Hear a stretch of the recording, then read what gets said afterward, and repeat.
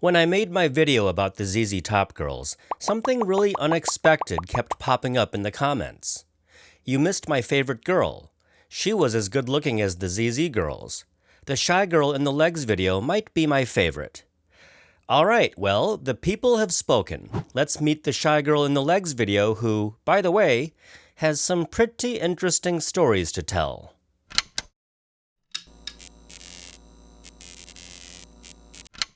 Her name is Wendy Frazier. She's the plain Jane but quietly pretty shoe store clerk who, at first, gets absolutely dumped on by everyone, except this guy.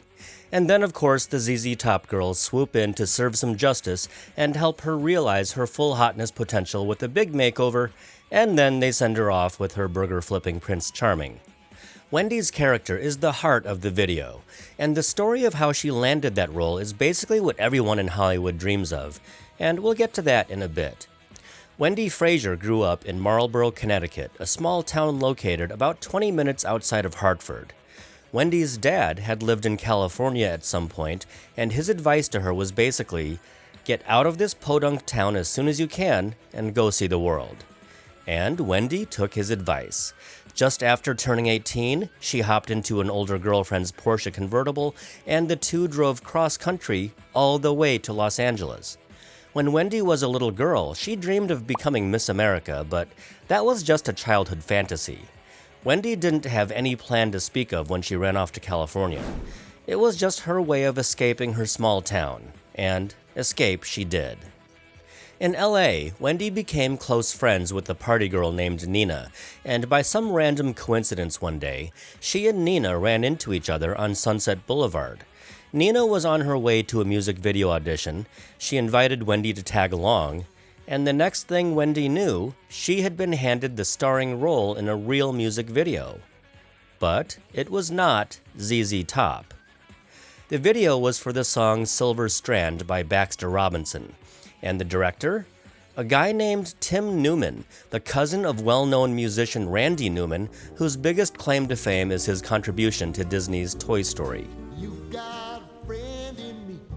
Getting back to Wendy's story, the big takeaway here is that working with Tim Newman was a really big deal. But Wendy didn't know that just yet. A few months later, Wendy got a phone call asking if she'd like to audition for ZZ Top's new music video. Apparently, she had made quite an impression on Tim Newman, the Silver Strand director. Newman had already directed ZZ Top's videos for Gimme All Your Lovin' and Sharp Dressed Man, and now he was directing Legs, and it seems likely that he requested Wendy by name. When Wendy Frazier walked into Newman's office, he told someone he was on the phone with, "I think Legs just walked in."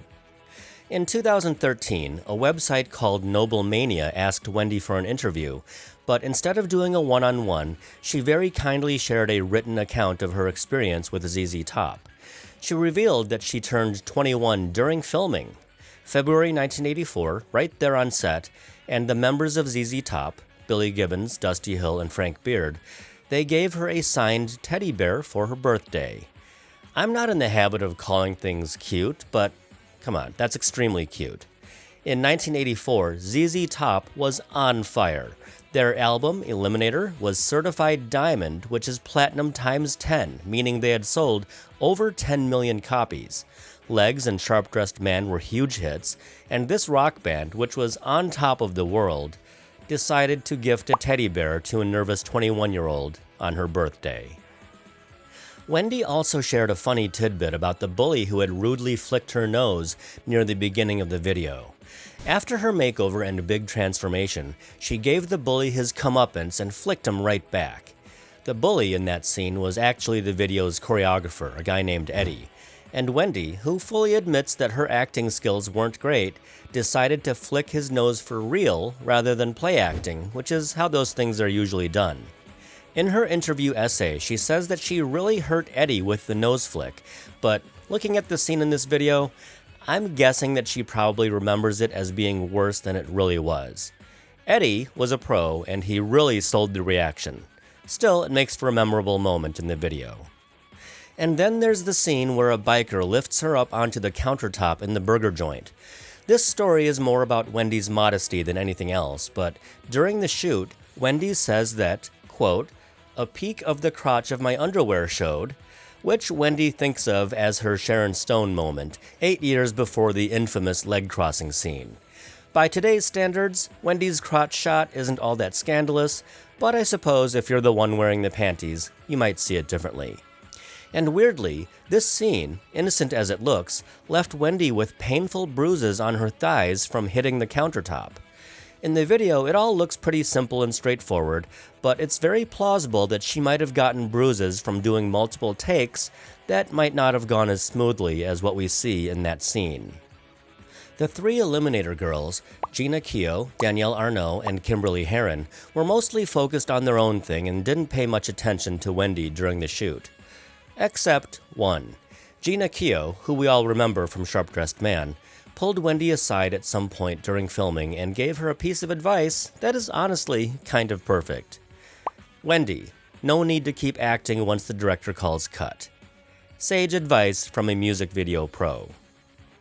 With the music video shoot for Legs behind her, one might assume that Wendy Frazier doesn't have much more to share. But there's more to her story. Wendy had starred in the music videos for Silver Strand and Legs. She appeared in an episode of a short-lived series called Sons of Thunder, and she also booked some commercials and ad campaigns. But Wendy ultimately decided not to pursue acting as a career. She didn't like being in front of the camera, and she felt that she just wasn't cut out for Hollywood. But she still had the friends she had made in LA, and one of them was Julie Ann Friedman, who would eventually marry Nick Rhodes of Duran Duran. Wendy traveled to London for this huge celebrity wedding, and at the airport, she got recognized as the Legs girl, which she said was really flattering. And here's a wedding photo of the happy couple, which is probably the most 80s wedding photo ever taken. Eugh. After the wedding, Wendy decided that she wasn't ready to go back to Los Angeles. She had left an ex-boyfriend there, and she had no interest in running into him again, so instead of flying back to LA, she went to New York City to reconnect with her friend Nina, who was indirectly responsible for introducing Wendy to Tim Newman and ultimately getting her the Legs gig. Wendy and Nina moved in together, sharing a 5-story walk-up studio apartment somewhere in the Village. And it turns out that Nina had her own brush with MTV fame. She went on to appear in Billy Idol's music video for Eyes Without a Face. But unfortunately for Nina, the video stayed true to the song title and didn't show a lot of faces other than Billy Idol's. It was while she was living in New York that Wendy learned that Legs had been nominated for an MTV Video Music Award. And the ceremony just happened to be in New York City. She attended with director Tim Newman, who she was dating at that time, and this was the inaugural MTV VMAs. September 1984, Sharp Dressed Man won Best Direction in a Video, and Legs won Best Group Video. Newman accepted both trophies on behalf of the band. And Wendy Frazier, the nervous 21-year-old who had tagged along to a random audition on Sunset Boulevard, was sitting there watching it all happen. The Legs video made Wendy more famous than she wanted to be, and naturally, she started getting fan mail. But she didn't just get letters. Probably due to just a few frames in the video, like this one, fans were sending her lingerie. And I feel like maybe this is one of the reasons Wendy decided that Hollywood wasn't for her.